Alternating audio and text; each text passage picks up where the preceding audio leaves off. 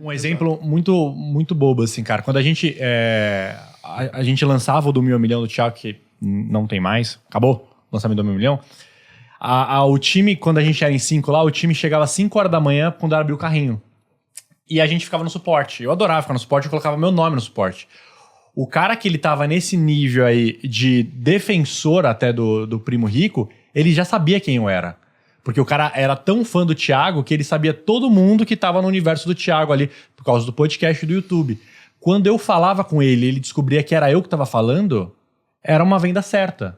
Porque já tava num nível de consciência diferente, onde ele já me chamava de amigo já. Qual é o indicador que mexe? E aí, Caicão, tudo bom?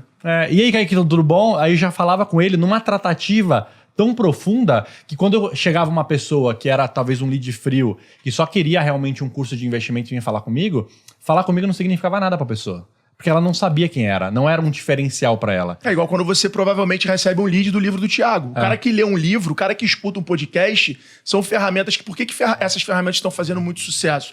Elas são ferramentas normalmente que não têm atribuição de last click, né? Ou seja, o cara usou aquilo pra comprar, mas a criação de consciência que um livro faz... Cara, o cara pra ler um livro, ele demorou o quê? 2 semanas, 3 semanas... olhando o teu conteúdo. O cara no podcast te ouviu 40 minutos, 1 hora. São ferramentas de criação de consciência absurdas. A gente faz um pouco de uma estratégia que, tipo, a gente já divulgou produtos no Primocast mesmo. Aí a gente fez o evento presencial, o próprio Equity Mais, falou assim, cara, quem aqui conheceu o Equity Mais por causa do Primocast? Tipo, 80% das pessoas levanta a mão. Só que quando a gente vai olhar o dado da onde a pessoa comprou o produto, não foi pelo Primocast. Então, foi pelo um outro canal. Pô, a gente comprou pelo Primocast, caramba. Aí entra tudo na minha meta aqui, pô. Então, mas que é tudo. Caramba. Que é marketing, é o desafio Vou começar a holístico contar da levantando comunicação. mão lá. Esse conceito chama-se Dark Social. É um tema muito discutido.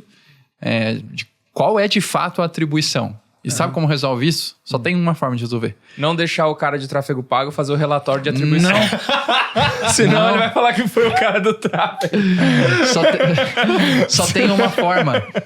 E ela é uma forma quase que pré-histórica. Que é perguntar para o cliente na hora que você tá de frente para ele o que fez você tomar a decisão de estar aqui. Na época que... Então, mas aí vem importante isso aqui, ó. Porque aí você tem que... Para você ter essa atribuição, você tem que perguntar aonde ele te viu a primeira vez.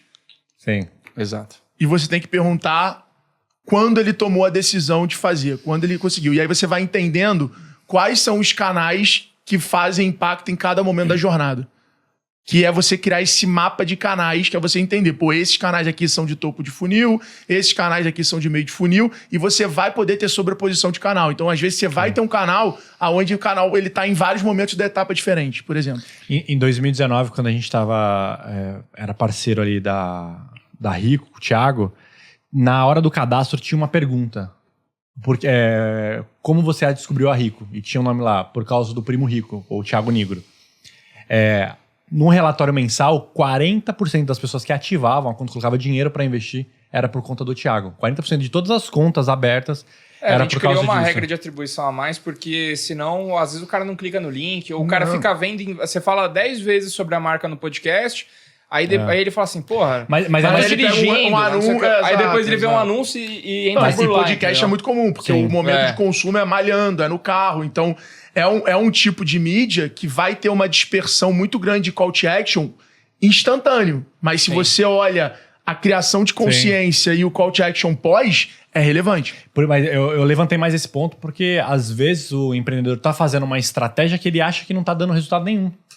Só que às vezes ele não tá mensurando o resultado certo. Porque às vezes ele acha que, tipo assim, pô, o tráfego tá performando muito melhor, mas às vezes tá performando muito melhor porque, sei lá, ele começou a produzir mais conteúdo orgânico dentro do Instagram, ele começou a se posicionar mais dentro do Lembrando YouTube. Que tráfego é envolvimento. Você vai subir suas bases lá, o Alfredo vai rodar um tráfego na base dele, ele vai pegar público envolvido nos últimos 7 dias, 15 dias, ou seja, já está envolvido.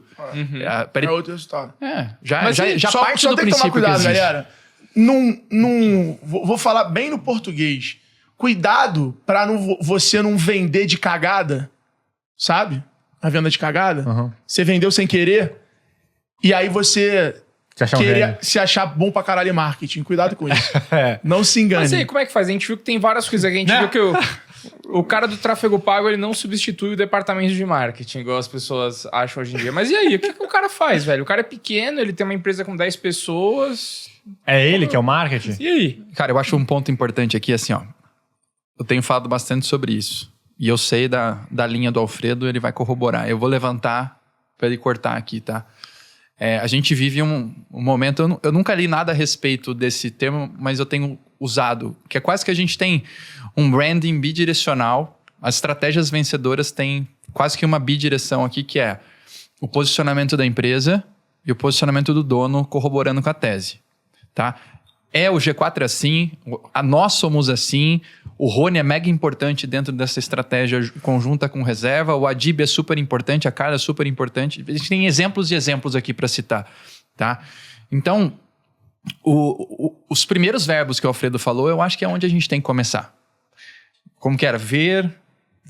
Depois você me puxa aqui. Aqui a gente está falando de geração de demanda, percepção de valor de marca. São os verbos que eu acho que é onde a gente tem que começar. Ver, conhecer e lembrar. Ver, conhecer e lembrar. Como que está reverberando a tua mensagem? Não só no digital, mas no físico. E aqui eu faço um exercício muito simples, que é... Faço uma pergunta para o empreendedor, como eu mencionei, qual que é o seu diferencial? Ele vai lá e fala um monte de coisa para mim. Eu começo a acessar os canais dele e falo, nossa, cara, não tem nada a ver. Tá errando muito, esse posicionamento é legal, mas você precisa executar aqui. O como? Eu sou pequeno, eu tenho 4, 5. E aí eu vou pro old school. Existem agências que eu confio muito, que vão numa linha de planejamento de mídia atrelado a um planejamento de branding, tá? E aí o tráfego, ele é um canal da mídia. Um canal da mídia. Eu me lembro quando, não sei se vocês estão fazendo ainda, mas quando vocês fizeram uma estratégia na Fazenda Churrascada, né? Enveloparam as mesas, eu tinha um QR Code lá. Olha, isso aqui é quase que um marketing meio old school, que não é old school, na verdade, mas que o mercado está indo muito para uma linha de mídia como um único canal, tráfego pago como único canal. Então, na prática, é você pensar a estruturação do seu marketing quebrando em 2 caixinhas, uma caixinha de posicionamento de marca e branding, e tracionar isso na mensagem, no posicionamento da marca, tom de voz na internet, no físico, e pode ser feito junto com, e eu até recomendo que faça junto com um posicionamento de CEO, um posicionamento de founder. Isso é muito importante, são as teses vencedoras que a gente comunga aqui. E na ótica de tração, de aquisição, de mídia, você diversificar canais de aquisição. Olhar, entender que o tráfego ele é apenas um dos canais, mas o tráfego sem esse aspecto aqui, tu tá na merda. Eu vou te falar como que funciona o algoritmo lá da Meta. Vamos pegar a Meta, por exemplo. Você vai, eu quero rodar tráfego. O empreendedor vai lá numa agência e fala, quanto você tem de dinheiro para botar na Meta? Tenho R$2.000. Aí você precisa achar um público, certo? Precisa achar um público para escalar essa campanha na internet. Mas esse público, para escalar bem, ele precisa ter ali, cara, alguns milhões dentro do que o Facebook achar ali, ele tem que ser alguns milhões para a campanha começar a ser efetiva. Eu tenho 1.000 seguidores, minha empresa tem 2.000 seguidores. A gente vai ter que achar um público semelhante. Então eu pego lá os seguidores da empresa, pego os seguidores do CEO e vou ir numa linha de semelhante. A gente chama aqui de lookalike. Cara, você entende o tanto de gente fria que vai vir? Sim. Por semelhança, mas fria, sem conexão, e assim todo mundo começa. Quando, na verdade, se você começa a tração dos seus canais digitais com posicionamento de marca, daqui a pouco são 15 mil, já fica melhor eu fazer público semelhante em cima de 15 mil do que sobre 1.000. É uma questão matemática aqui. O crescimento no digital, ele é um game que não é uma questão de devo ou não devo. Já passou da hora.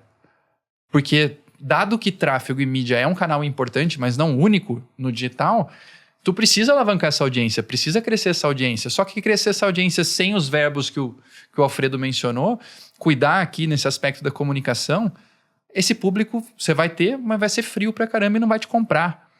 Tem que ser esses 2 caminhos. Então, talvez num caminho prático para quem está muito pequeno ainda e não tem esse tipo de profissional, é buscar alguém, um parceiro que tem esse olhar duplo, né, de branding e posicionamento com aquisição. Só aquisição ou só branding, a gente não vai responder todos esses verbos aí.